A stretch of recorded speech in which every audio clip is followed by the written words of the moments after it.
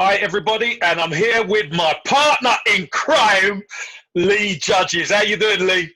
Yeah, not too bad, Kev. Been a long time since we've done something like this, you know. So I know. So this is our segment now. Is called Let's Talk. So right. we've got a bit to talk about, at least, Lee.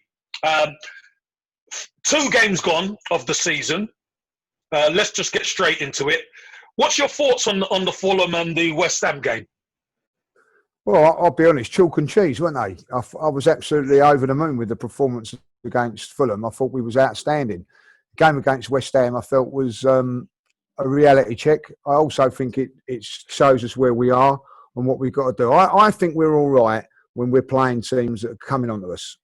We can hit them on the break. We're set up for that. But when we've got to break teams down, we look vulnerable. We look vulnerable. We don't. I don't think make the right options in the final third. We don't play the ball right, and we don't keep the ball, Kevin. We look to get players in, and then we're getting caught on the break. Now that's fine against teams like West Ham. We've got away with it, but against the top class sides, you know, you're going to get caught. Now West Ham have done that same tactic to us twice now. Just before lockdowns, remember when we beat them 1-0? We got away with it. And we've got away with it again, you know. So if other teams are going to look at that, and that's the blueprint to beat Arsenal or to get something from them. So we've got to vary it up. And so I think it was a reality check, and I think a good one for us because, you know, surely the board are looking at and going, look, this is a midfield which got us to 8th in the league last season, and not one person's come in from it, and not one person's gone out of it, Kev. Yeah. So what's that tell you? We're going to be struggling in that area. You know, I think Ceballos and Xhaka are decent, but they're not going to take us to where we want to go. Simple as that. And for me, Lee, sorry, can I just add to that before you finish? Is it? Do you reckon it's the creativity, or do you reckon it's the energy? Do you know what? Both. I think that. Do you know what? I think that you get the energy with Ceballos, but with Xhaka, I think Xhaka's a really good player. But I don't think he can get around the park quick enough at times. You know what I mean? There are times when you feel like if he could just burst through the lines, and he can't do that. You know. So, but he's a great passer ball. You know. But so I think that we need someone that can do that, just burst through the lines a bit, like, you know. So we lose a little bit there. And I think with Danny, I think his creativity is good, but he's always a little bit deeper. You know, when he gets, you know, like he's done fantastic for the goal on Saturday night, but he doesn't, I don't think, give us that little bit of guile and creativity. Should I say it, someone of an Oz or a Santi Cazorla type sort of a player, and that's what we've got to bring into the team there. Someone that can just, you know what it's like, just get in between those little pockets, make things happen, whether he's passing the ball or carrying the ball. Lee, do you reckon he's playing too deep? Yeah, I think he is, but I think that he's too deep because we haven't got what we want at the back and probably alongside him, you know. So we have to protect it a little bit, and I get that. You know, I think ideally in those sort of games, Kev, I'm pretty sure if you sat down with Mikel Arteta and had a chat with him, he would say that these home games, those sort of games here, he would like to go 4-3-3. Mm-hmm. But he hasn't got the 2 central defenders, I don't think, to do that. So he has to be protected. Now, when we play the big guns, play that way, I think that it suits us. Mm-hmm. But when we're playing these teams, so we can have, like, you can have, say, for instance, if we play a 4-3-3, we could play Ceballos and Xhaka and then another in that little role, so that we've just pushed up that little bit higher to be a little bit more creative. That's what I think. But so I think we're looking at Mikel Arteta and we're all saying that he's doing fantastically well, which he is. But his hands are tied, Kevin, in my opinion, because he hasn't got the right personnel. I don't know what you think. Yeah, look, I looked at the Fulham game. Fulham come up with a lot of bluster, obviously winning, going up through the playoff. First game is always a difficult one, Lee. We've seen banana skins, haven't we, over the weekend with Manchester United playing Crystal Palace on their first game of the season, and Palace doing them 3-1. So, you know, the bad things can happen. But I thought Arsenal approached the game really well. Thought Gabriel was immense. Yeah. But again, the onus, when you're away from home, the opposition will come onto you. So we can catch them on the break. When you're at home, the onus is on you. And I thought obviously West Ham, there was no way they were going to open up and let us rip them apart, Lee. So they played a smart game. They played 4-5 and break us down. And they know on the break they've got Mikel Antonio, who will give a lot of teams a bit of problems with his pace and power, who I thought Gabriel dealt with well. And I don't think Rob Holding dealt with, for his goal. I thought there was only one place he could score. Rob Holding could have made that move earlier, but he got caught. Again, we half done, we passed. We were out of sorts.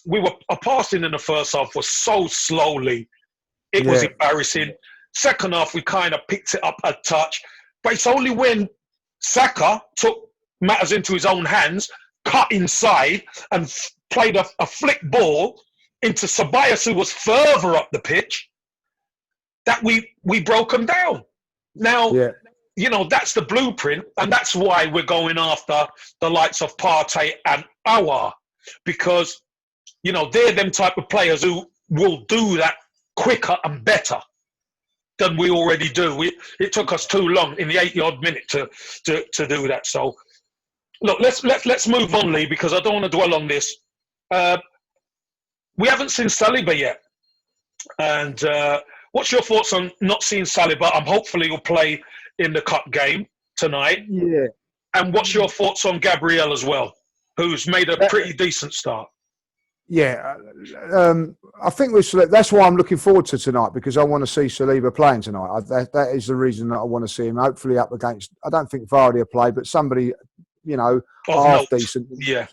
No, so I think I'm looking forward to that, But I do think that there's been a lot of onus put on him because of he's he's going to be coming in, and I think that he's still a young boy learning his trade. We're watching Rob Holding struggle at 23. You're expecting an 18-year-old to come in and be a dominant. I don't think that's going to happen. So I think he's going to be bedded in over the course of the season, and that's why I feel that maybe Arsenal should be still looking to strengthen in the central defensive area.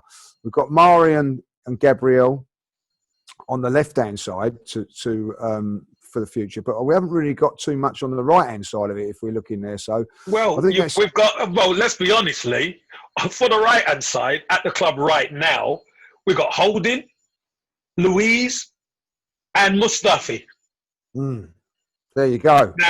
Now, Mustafi, as far as we're concerned, probably should be sold. Yeah. You look at Saliba. Hopefully, Saliba could fill that role at some stage once he beds himself in. Rob Holding's done okay, but I don't think he's the answer, Lee, if I'm honest. No. I honestly don't think he's the answer long term. I think Rob Holding plays better in a free. Yeah, he does. He does, and certainly plays better when David Luiz is playing. Yes, that's another key thing.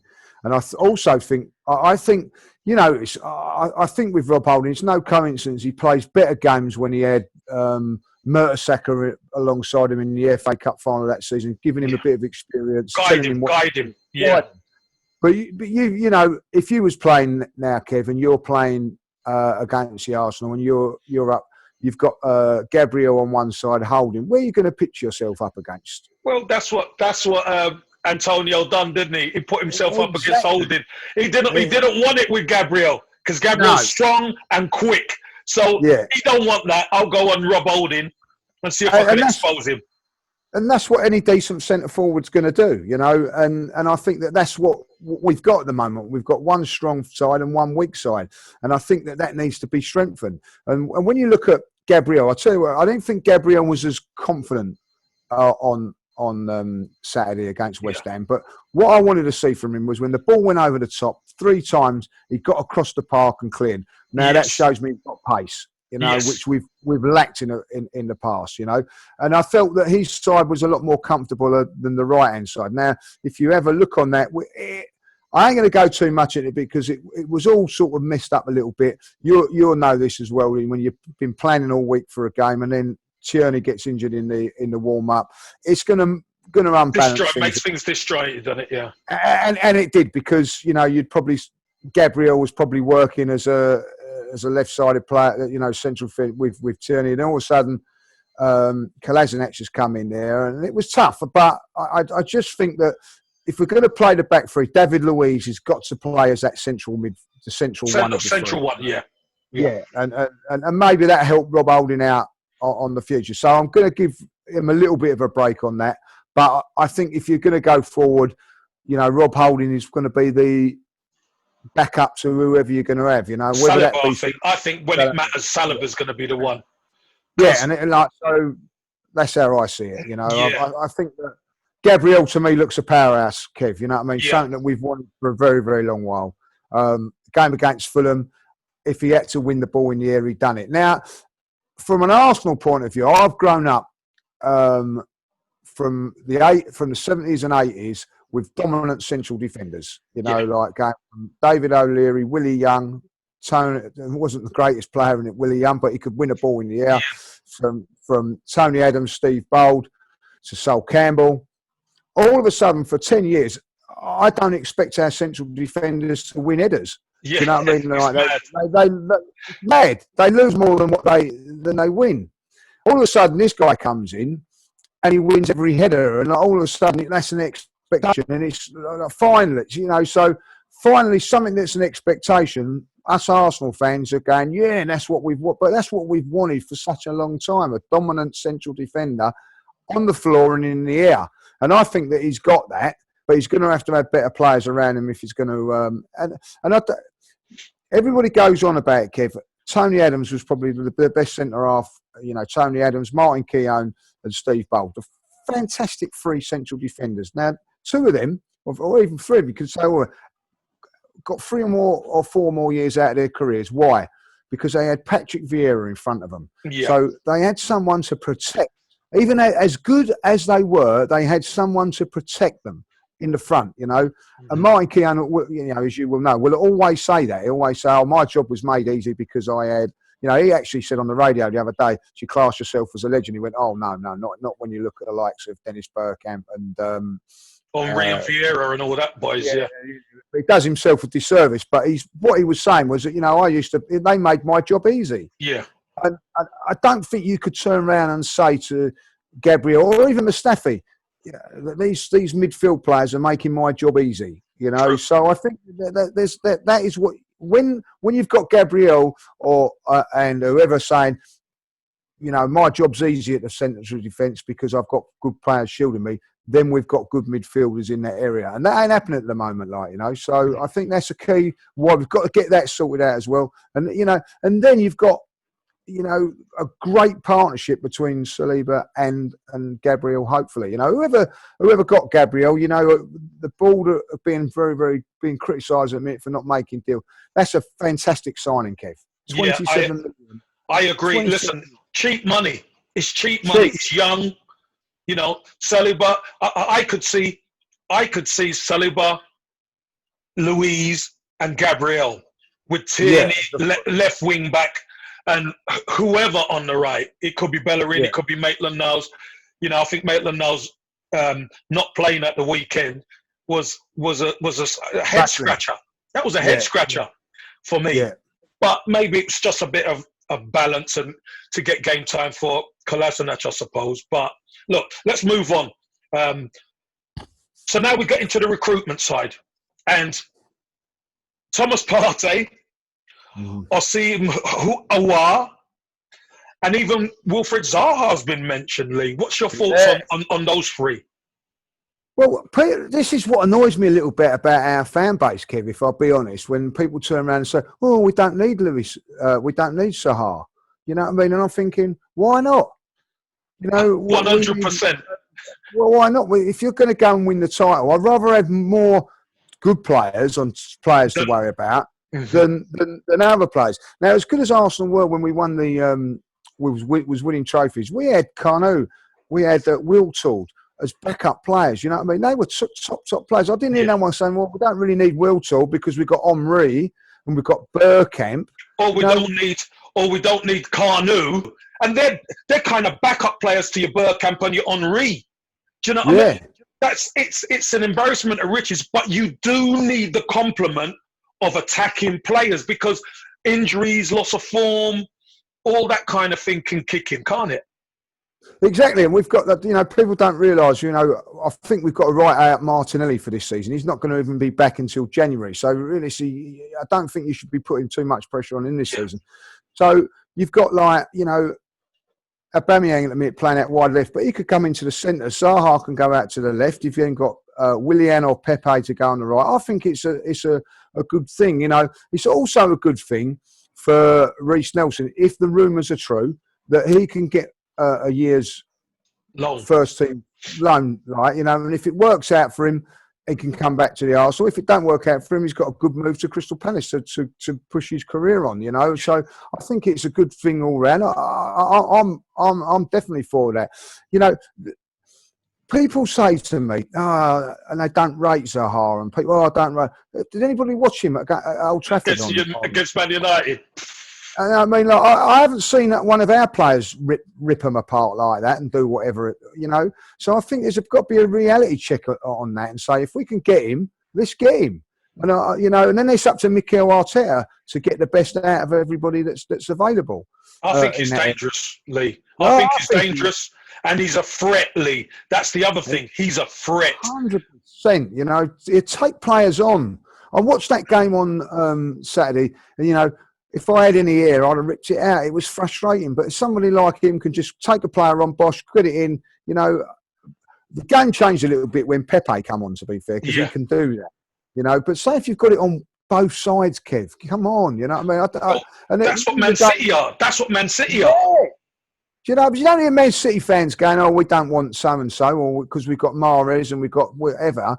Or Man United or Liverpool. Liverpool have gone and got another forward wide player now. Jota. I don't hear Liverpool fans go, "We don't need him. We've got Son, we've got Firmino, and we've got Mane."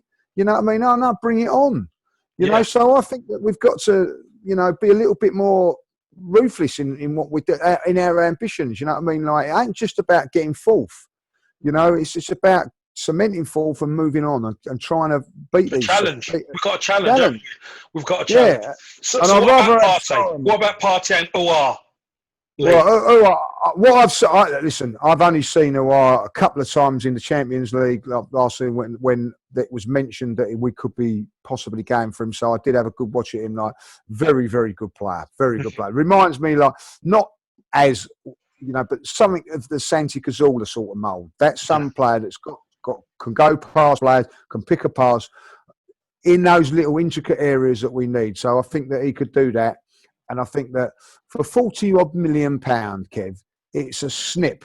When you're looking at someone, me and you were lording over Grealish last season. Yeah. 80 million they wanted for him. So, it's just a non-brainer. It's a non-brainer to get somebody like that who's young, can come into the Arteta way. I think also being French, he must a lot of these French guys, they're brought up on watching the football as a kids, loving Arsenal. Arsenal, yeah.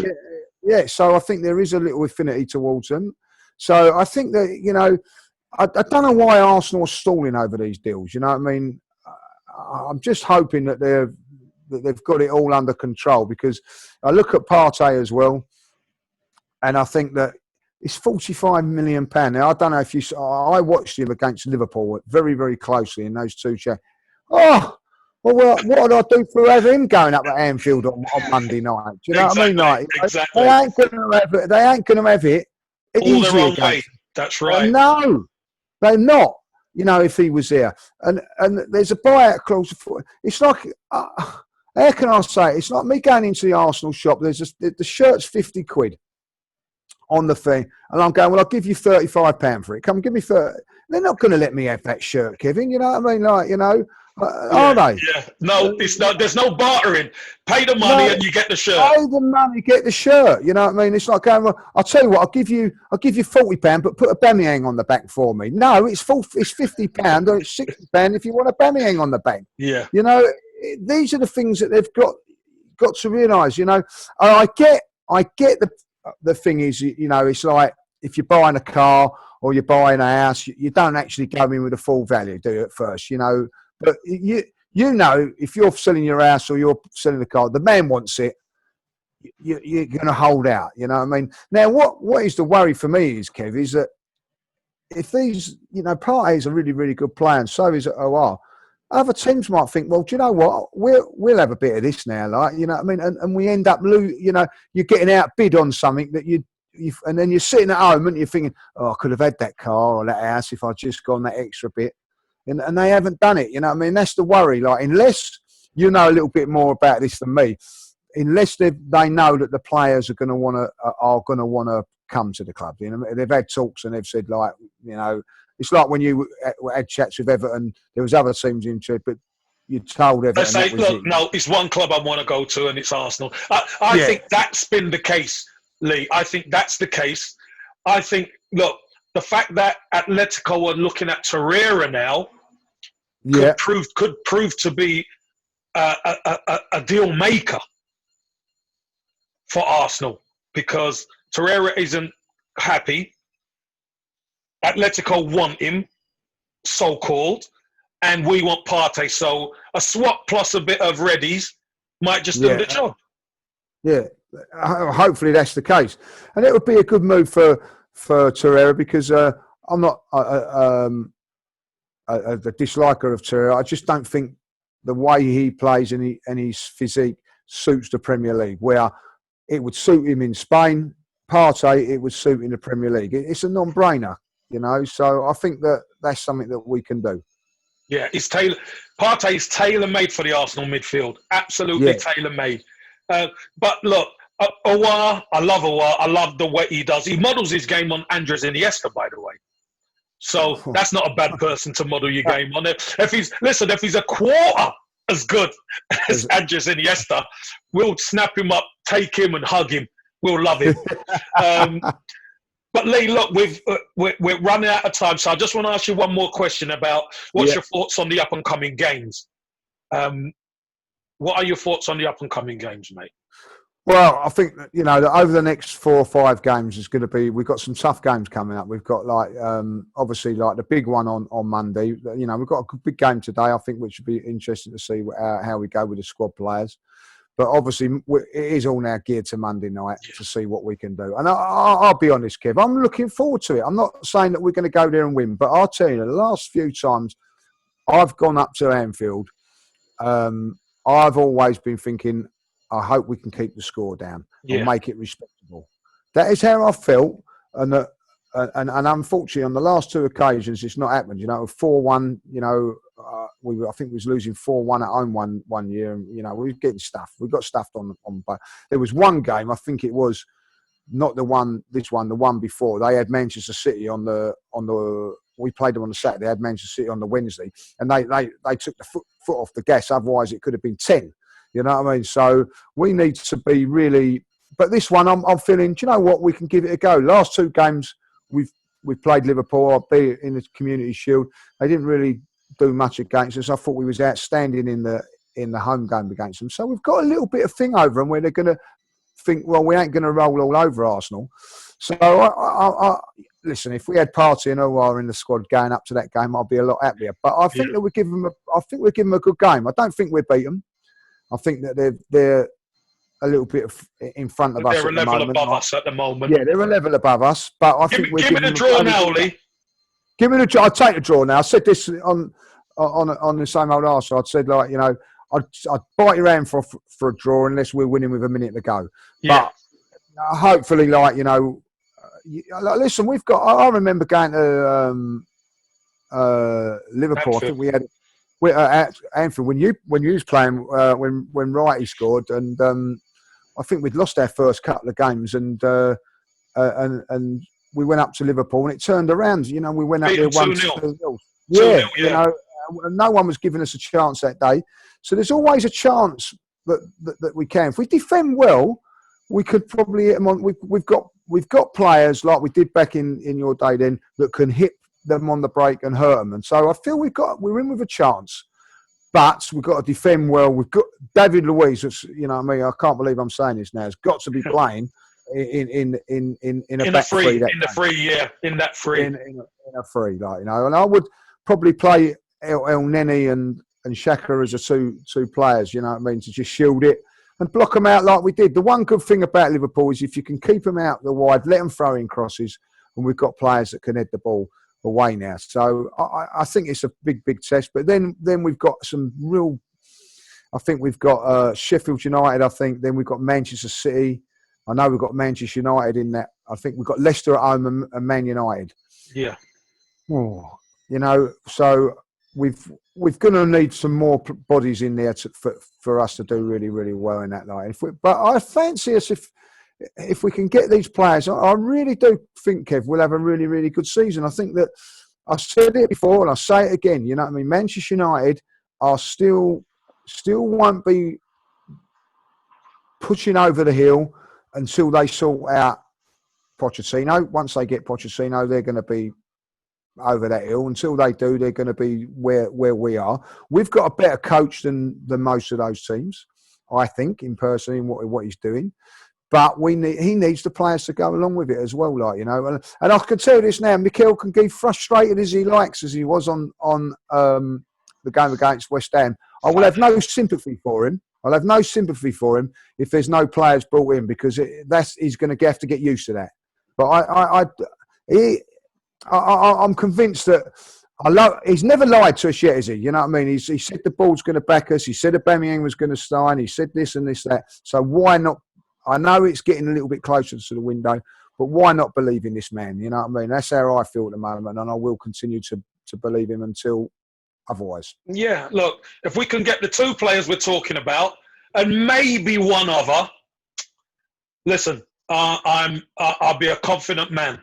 I will be a confident man getting those two. But Lee, look, it's been fantastic talking to you, mate. As always. Always nice talking to you, Lee. I know you've got a quite a busy day going up and down into London to watch the game tonight. So listen, you take care, mate, and let's talk again sometime soon. Yeah, we will do. Cheers, Kev. All the best. Cheers, mate.